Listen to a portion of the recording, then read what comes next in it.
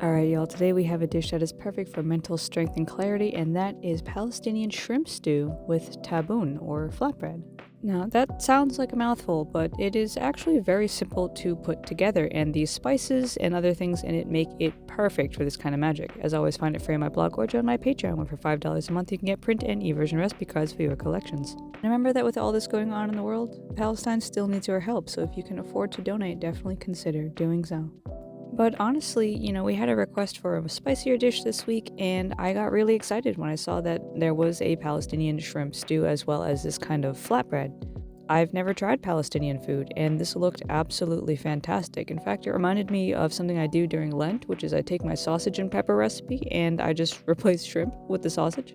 But obviously, if you're making the breads too, you want to start by making the bread first, since it does have to rise for a little bit. It's really not that hard, especially if you have a stand mixer. You just want to mix it all up, put it all together, and let that stand mixer run for about 5 to 7 minutes until you get a nice ball of dough. Then, by the time the cooking's underway, the bread's basically proofed and ready to roll out. But, of course, when it comes to making this kind of meal magic, it's using a lot of spices we've seen before, just not in the same dish at the same time. Of dill, cumin, caraway seasons, allspice, I think caraway's the only one that's new, and now I am putting an extra can of tomato paste in here because I decided out of nowhere to double this recipe, but generally you want to just be getting those whole canned tomatoes. And of course, a good kitchen supervisor to help you out the whole time.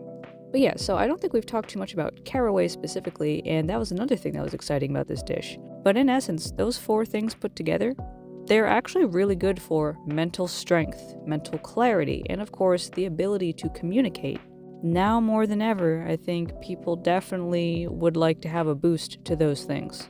And with the powers that be just trying to take away one of our main sources of community and communication, yeah. This is also a very protective dish with those chilies, with the garlic and the onions, and the allspice, of course, is always ready to pack a punch. The main elements in this dish are fire and air. The main planetary influences pretty much Mars and Mercury. So if you had a project you wanted to start, you wanted to get your passion up, you wanted to get your focus sharpened, you wanted to get your communicative skill ready to go, this dish is honestly the perfect thing to do. And now here is our flat dough bread. Obviously you want to weigh it out and make sure you're getting those nice equal pieces, because if you got one that's big and one that's tiny, that's not very happy. Since the gluten is so developed, they will pull back a bit when you roll them out. Just keep rolling and, make sure you're not ripping or tearing them. And then you're going to just dump in your shrimp at the very, very end because they cook pretty fast. And you're going to heat up a pan really, really hot and just fry your flatbreads for about 30 to 45 seconds. I also decided to make a little yogurt sauce on the side, dill, garlic powder, salt, pepper, and a little bit of cayenne and a tiny, tiny bit of lemon juice. Made a really delicious spread to go on top of the flatbreads as well.